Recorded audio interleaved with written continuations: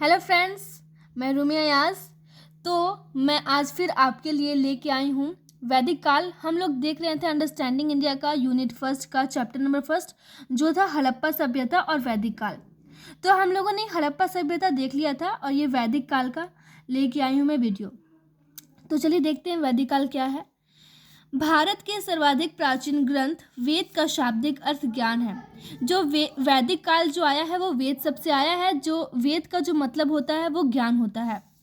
ये आपके 1 number marks में ऑब्जेक्टिव क्वेश्चन में आ सकता है कि वेद का अर्थ क्या होता है। वैदिक काल प्राचीन भारतीय संस्कृति का एक कालखंड है। उस दौरान वेदों की रचना हुई थी। हड़प्पा संस्कृति के पतन के बाद भारत में एक नई सभ्यता का विकास हुआ। उसे ही आर्य सभ्यता या वैदिक सभ्यता के नाम से जाना जाता है। वैदिक सभ्यता को ही हम लोग आर्य सभ्यता भी कहते हैं। इसके कुछ पॉइंट्स हैं नीचे। इसको आप लोग इस तरह पॉइंट बाय पॉइंट लिखेंगे ना तो जो टीचर होंगे उनको मार्क करने में आसानी होगा। इस वजह से मैंने इस तरह से पॉइंट बना के आपको दिया है लिखने के लिए। अब ये देखिए, वैदिक काल का विभाजन 2 भागों ऋग वैदिक काल 1500 से 1000 ईसा पूर्व और उत्तर वैदिक काल 1000 से 600 ईसा पूर्व में किया गया है। वैदिक काल का विभाजन 2 भाग में किया गया है। ऐसा समझ सकते हैं कि वैदिक काल का 2 पार्ट्स है, ऋग वैदिक काल और उत्तर वैदिक काल। ये सब का जो है विभाजन कब से कब हुआ था ये भी डेट दिया गया है। 1500 से 1000 ईसा पूर्व और 1000 से 600 ईसा पूर्व। आर्य सर्वप्रथम पंजाब और अफगानिस्तान में बसे थे।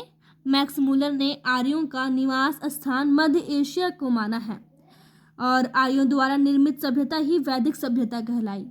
आर्यों के द्वारा जो सभ्यता बनाई गई थी उसी को ही हम लोग वैदिक सभ्यता कहते हैं। आर्यों द्वारा विकसित सभ्यता ग्रामीण सभ्यता थी। आर्यों की भाषा संस्कृत थी। आर्यों की प्रशासनिक इकाई इन 5 भागों में बटी थी। पहला जो था वो कुल था, दूसरा ग्राम, विश्व, जन, राष्ट्र। मैंने बहुत ही इजी वर्ड्स में नोट्स बनाया है ताकि आपको आसानी में पढ़ने में आसानी हो, समझने में आसानी हो, याद करने में आसानी हो और इससे पॉइंट्स, ये नंबर्स भी आपको अच्छे मिलेंगे।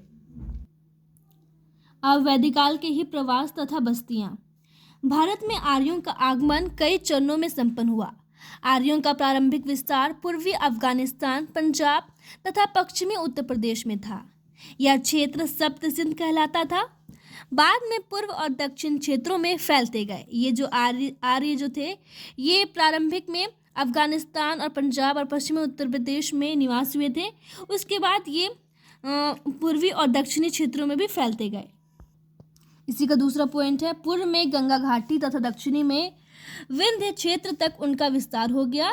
संस्कृति का विस्तार बढ़कर सप्त सिंधु से कुरुक्षेत्र, पांचाल, कौशल, विदेह, अंग, मगध, मतलब मगध को ही आर्यावर्त कहा गया है, तक हो गया। आर्य लोग जो थे वो धीरे धीरे पूरे क्षेत्र में फैलते गए और लास्ट में पांचाल, कौशल, विदेह, अंग, मगध तक हो गया। वैदिक काल के ही साहित्यिक तथा पुरातात्विक साक्ष्य यही है। साहित्यिक तथा पुरातात्विक साक्ष्य। साहित्यिक साक्ष्य में 4 वेद हैं। वेद जो है वो 4 हैं, ऋग्वेद, सामवेद, यजुर्वेद तथा अथर्ववेद महत्वपूर्ण है।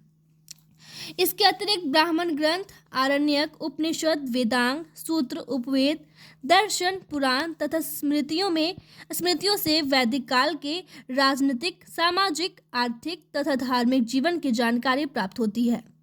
भारतीय पुरातात्विक वस्तुओं के प्रमाण से यह माना गया है कि आर्य धूसर मृतभांड संस्कृति के निर्माता थे तथा इसका केंद्र गंगा यमुना दोआब में था। ये 2 पॉइंट जो है ये इसके साहित्यिक तथा पुरातात्विक साक्ष्य है। उसके बाद यहाँ पे धार्मिक तथा दार्शनिक विचार। वैदिक जन पूर्ण रूप से ईश्वरवादी व आस्तिक थे। जो वैदिक के लोग थे वो बहुत ही ज़्यादा भगवान में विश्वास करते थे, गॉड में बिलीव करते थे, इसलिए इसे ईश्वरवादी और आस्तिक कहा गया है। कालांतर में वेद व्यास में वेदों को संकलित किया है। वेद 4 हैं जो यहाँ पे ऋग्वेद, सामवेद, यजुर्वेद तथा अथर्ववेद देखे थे। ये 4 वेद जो है ये सब को हम लोग डिटेल्स में आगे देखेंगे। ये देखिए, ऋग्वेद सर्वाधिक प्राचीन रचना ऋग्वेद है। ऋग का अर्थ छंदों तथा चरणों से युक्त मंत्र है। ये जो वर्ड्स के मीनिंग दिए हुए हैं ना, आपको इसे याद करना अच्छी बात है। अगर आप इसे याद करते हैं तो शायद आपके ऑब्जेक्टिव क्वेश्चन जो है वो बना पाएंगे। ऋग का अर्थ होता है छंदों तथा चरणों से युक्त मंत्र। ऋग्वेद की 5 शाखाएं हैं, शाकल, वाशकल, आश्वलायन, सांख्यायन, मांडूव्य। ऋग्वेद में कुल मंत्रों की संख्या लगभग 10,600 है।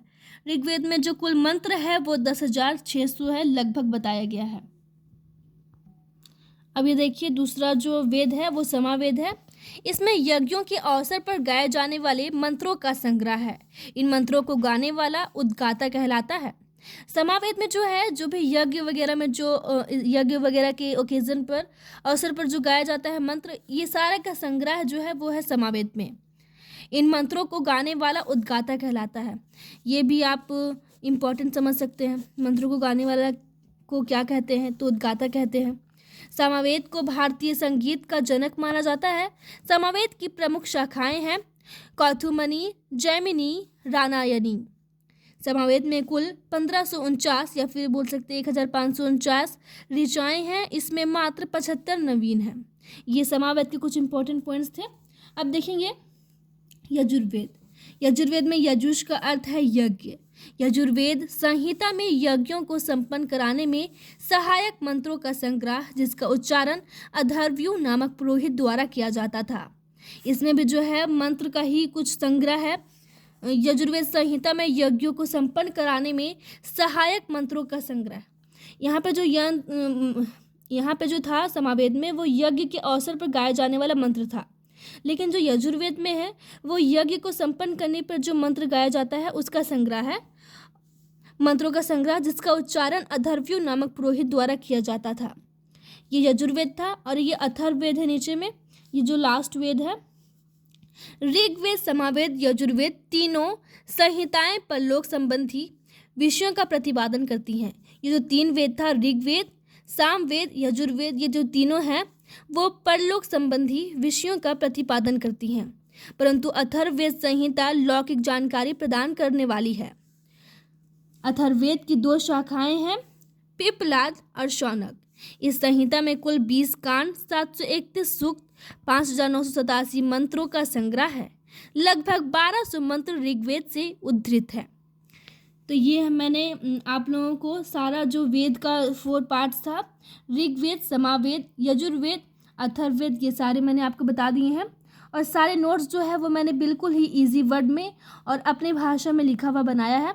अगर आप ये लिखेंगे तो शायद आपको अच्छे मार्क्स मिले। और ऐसे मैंने पॉइंट्स दे के इसे बनाया है ताकि पॉइंट्स के अकॉर्डिंग आपको नंबर मिले अच्छे तरीके से। ठीक है, तो अच्छा लगा हो तो अच्छी बात है। तब तक के लिए थैंक यू।